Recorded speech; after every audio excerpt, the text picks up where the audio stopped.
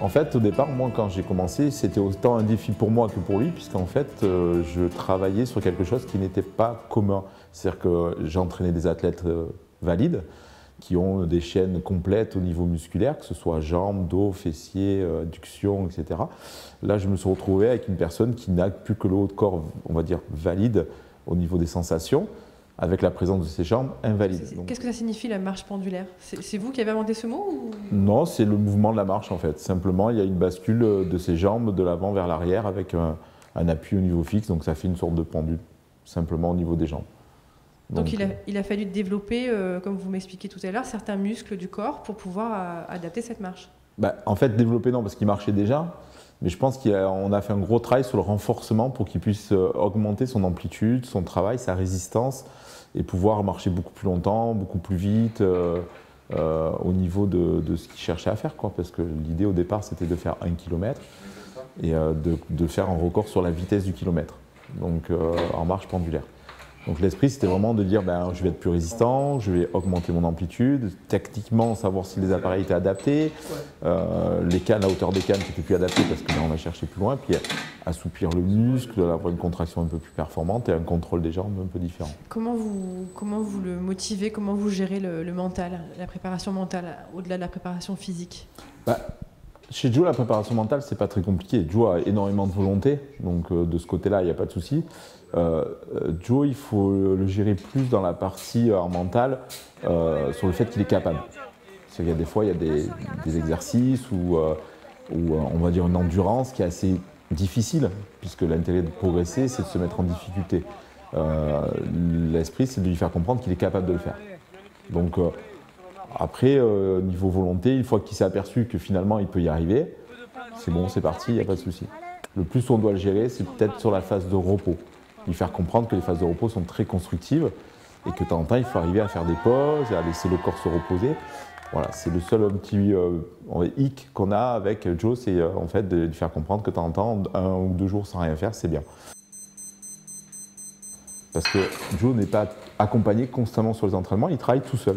Donc le but, c'est vraiment qu'il est tout à côté parce qu'il ne va pas à chaque fois se retourner sur la chaise, reprendre ses poids, etc. C'est toute l'organisation qu'il y a, la contrainte en fait par rapport à l'handicap, par rapport à la chaise, le fait qu'il ait place à côté de la machine pour mettre sa chaise, pour pouvoir se déplacer.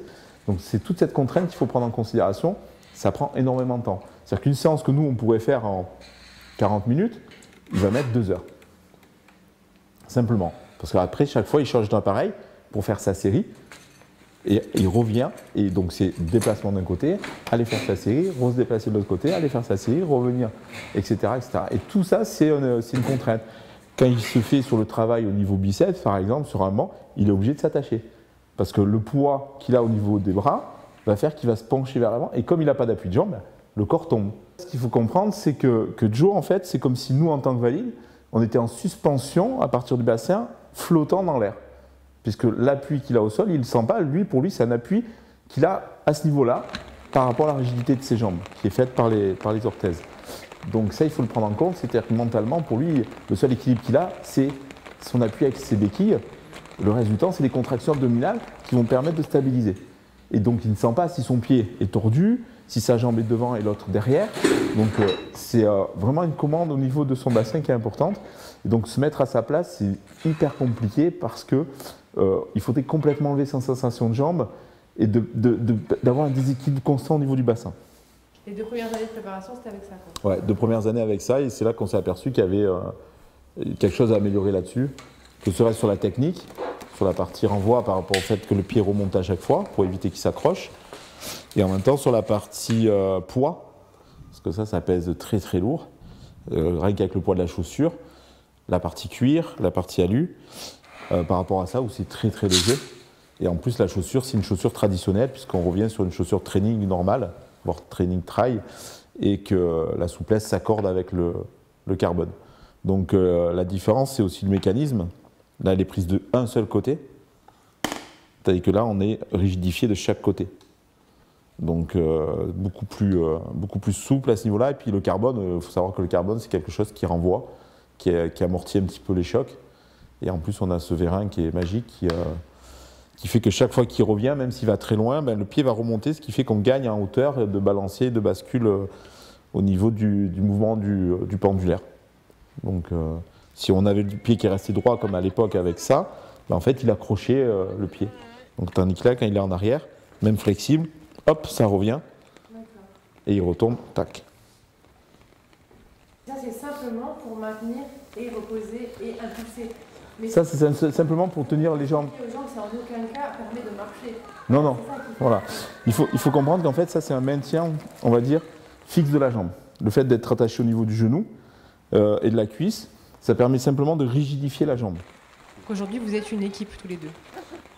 Même un peu plus que ça. Il y a l'équipe, il y a la complicité due en fait à tout ce qu'on a eu en tant que préparation, mais maintenant aussi tout ce qu'il y a eu en aventure, quoi. C'est-à-dire que la traversée de la France, les aléas, ce qui a été bon, pas bon, que ce soit physiquement, que ce soit dans la préparation, mais que ce soit aussi tout ce qui est, on va dire, technologie, adaptation, appareillage, tout ce qui est sponsoring, recherche des sponsors, enfin tout ce qui a été un petit peu difficile à vivre durant toutes ces années-là. Et là, ce nouveau défi de la Tour Eiffel, vous l'envisagez comment? Bon, il est déjà envisagé, c'est déjà fini. Hein. Le jour d'aujourd'hui, c'est une finalité sur la préparation, mais le gros du défi, ça a été quand il me l'a annoncé il y a presque 1 an et demi maintenant, qui m'a dit « je veux monter les escaliers à la Tour Eiffel ». Là, j'ai dit il va falloir repenser totalement la préparation, puisque ce n'est plus du tout le même travail, du tout le même mouvement. On n'est plus sur du pendulaire. Donc l'esprit, c'est vraiment de dire maintenant, on repense. Et après, en fait, à l'inverse de cette préparation, là où j'y ai mis un peu la difficulté, où on a dit on change la donne, c'est quand j'ai demandé de les monter en marche avant. Là, ça a été une difficulté pour lui. Par rapport à l'équilibre? Simplement parce qu'il ne l'a jamais fait et que les seuls escaliers qu'il a montés debout, ça a été en marche arrière, parce qu'on l'a éduqué dans la rééducation comme ça, et que pour lui, marche avant, ce n'était pas du tout possible, puisqu'il ne nous voyait pas derrière et qu'il avait peur de la chute. Simplement qu'il faut qu'il gère en fait sa perte d'équilibre arrière, sa peur, sa crainte, donc c'est un stress supplémentaire, comme si on disait à quelqu'un de courir, mais sur une planche de bois à 12 mètres de haut. C'est-à-dire que vous avez l'appréhension que si tu te loupes de la planche de bois, tu tombes. C'est le même principe pour lui, à part que s'il se loupe de la croche de l'ANA, il tombe en arrière. Parce qu'il faut comprendre que ses jambes sont appuyées, mais lui, ses sensations, il les a pas.